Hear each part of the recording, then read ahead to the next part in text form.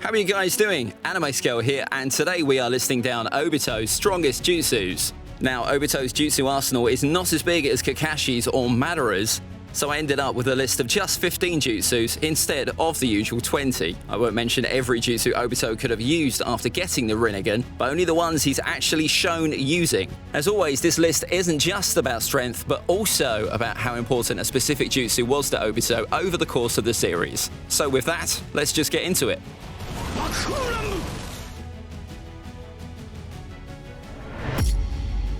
Starting off this list with Bukijutsu. Bukijutsu refers to the use of ninja weaponry such as shurikens, swords, and any kind of weapon. This might not sound like a big deal, but remember that with Kamui, Obito can at any point throw any number of ninja tools at someone when they least expect it.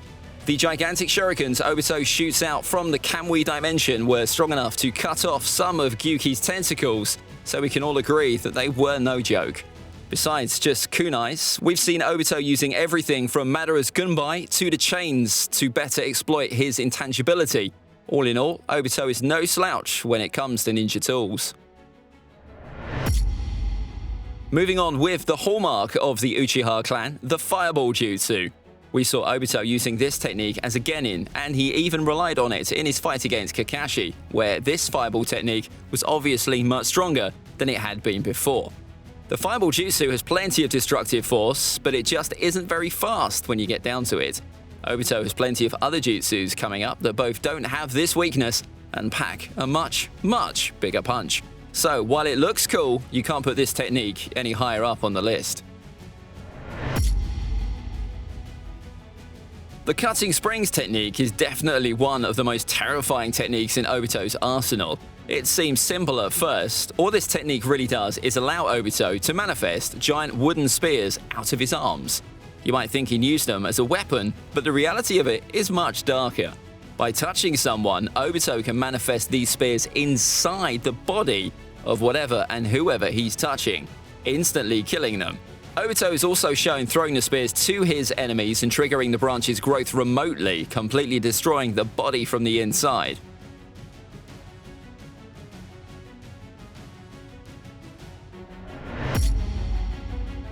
The giant tree spear allows Obito to instead manifest giant spears out of the ground in a massive area around him. These spears are sharp enough to instantly kill any ninja who happens to be standing underneath them, making this a deadly jutsu when dealing with multiple people at once. The Bomb Blast Dance, or BAKUFU RANBU, covers for the main weaknesses of the Fireball Jutsu. By combining Fire Release with his Kamui, Obito can make a giant tornado of flames that are both fast and cover a massive area, making them almost impossible to dodge. Indeed, in the show, Kakashi and Guy weren't fast enough to dodge this technique on their own, which is why Naruto had to step in. It is unclear just how much destructive power this technique does have. However, as you can see here, it matches Madara's majestic Destroyer Flame in terms of size, so it's sure to pack a pretty big punch. Number 10, Chakra Rods. While a lot of these rods do pack a punch, killing people directly with them isn't really the point. Once they're inside someone, Obito can then send his chakra through them to immobilize their bodies or even control them to some extent. Besides their offensive power, they can also be used to defend the users from any projectile-based attacks by blocking them with the rods. All in all, this is definitely one of the most versatile techniques on the list. Up next, Uchiha Flame Formation, probably one of the coolest techniques on the list. After manifesting small chakra flames on each finger of one hand, the user then slams their palm on the ground, resulting in the creation of a cylindrical barrier of flames enveloping a location of their choosing. This technique was so strong that it was more than enough to block a blow from even the 8 tails, showing that it's just no joke. Genjutsu is one of the most useful abilities in the series, and gives the Uchiha an edge against just about anyone. We've seen Obito using it against Kakashi as the two fought a battle with Genjutsu alone, before they decided to go hand to hand.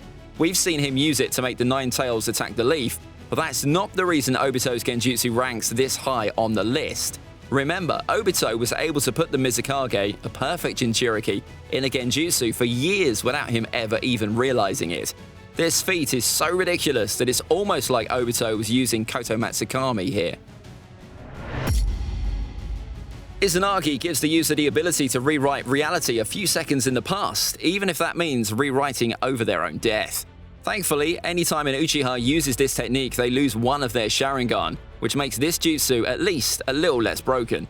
Still, there's nothing stopping you from letting someone think they killed you, using Izanagi, and killing them when they don't suspect a thing.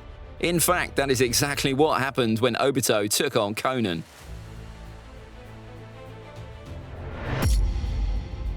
We've talked about this technique very often on this channel, but here's a quick recap.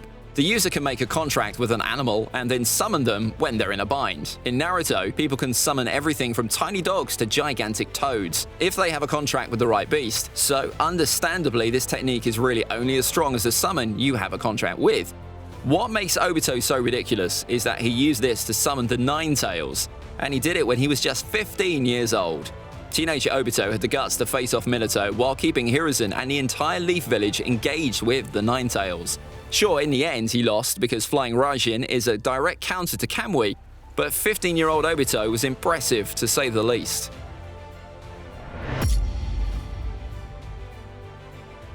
Through the outer path, Rinnegan user can summon the Gedo Mazo. This statue not only has phantom dragons capable of draining of chakra anything they come into contact with, but also manifests chakra chains that bind anyone they wrap around. They also have the added ability of suppressing the chakra of the tailed beasts, rendering them completely helpless if they get caught by the technique. The outer path also allows the user to transmit his chakra into the chakra rods, allowing him to control up to 6 bodies at the same time. This is what Obito did during the war when he controlled the 6 Jinchuriki, taking even Nagato's technique to the next level. The outer path techniques don't stop here, since the user can also revive the dead with Samsara of Heavenly Life technique.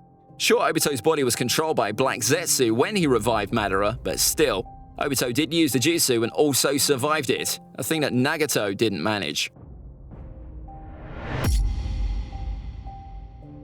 The 4 Crimson Wraith formation was one of the coolest moments in Shippuden, with all 4 Hokage coming together to form a powerful barrier strong enough to even keep the Ten Tails itself in check. Well, take that and dial it up to 11, you get the 6 Crimson Wraith formation, which is the strongest barrier in the show.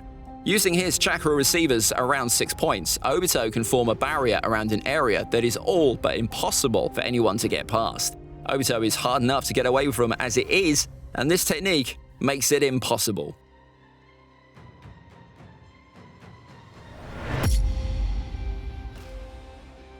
Tailed beast balls are what happen when you throw a ridiculous amount of chakra all at once at something you want to completely make not exist anymore. These beast balls' strength depend on the tail beast that's using them.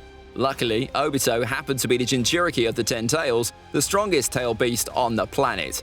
Through the Shinju tree, Obito managed to fire 4 10 Tails tailed beast bombs at the same time, causing one of the biggest shockwaves seen in the show. Truth-seeking orbs are giant black orbs made of every chakra nature imaginable, making them immune to any jutsu that doesn't have Sage or 6 Paths Sage chakra behind them. Besides that, just coming into contact with the things will instantly destroy anyone that doesn't have 6 Paths chakra, making them an incredible offense and defense. These orbs can also alter their form, and Obito is hands down the best at using this technique, doing everything from using them as a shield to using them as long-range drills, like the one he used against the 3rd Hokage. If he really wants to, he can use the orbs to form the Sword of Nunoboko, a gigantic sword that extends the reach of his orbs significantly, making them much deadlier. These orbs alone make fighting Obito an instant game over against all but the strongest people. And as you all expected, Kamui gets the #1 spot. Using Kamui, Obito can send a part of his body to a pocket dimension, protecting it from any kind of jutsu or technique. Obito can make his entire body intangible, only making himself reachable at the precise moments when he means to kill you. There is one way to counter this technique, which is using Obito's other eye to send people into the Kamui dimension to attack him. Yes, the only thing that counters Kamui is Kamui. Besides that, all you can really do is to either take Obito by surprise, or be so ridiculously fast that he can't react in time. Easier said than done, considering the foresight this guy has with his Sharingan. Obito can also use this ability to suck people up into his Kamui dimension, a place that very few people can escape from. This is an instant game over, since he can just wait until you starve to death. This jutsu is the single reason why Obito was such a huge threat in the first place, and was so ridiculous Obito wasn't allowed to use it after he became the Ten Tails Jinchuriki. Even though Madara did use it when he was the Ten Tails Jinchuriki, which doesn't make any sense, right? Kamui is the #1 jutsu for Obito, and I don't think people will complain about that. So that's it for this list, guys. Let me know what you think about my ranking down in the comments below. As always, if you have any suggestions for future lists, be sure to drop them down there too. Thanks for watching, and I'll see you soon. This is AnimeScale out. Bye!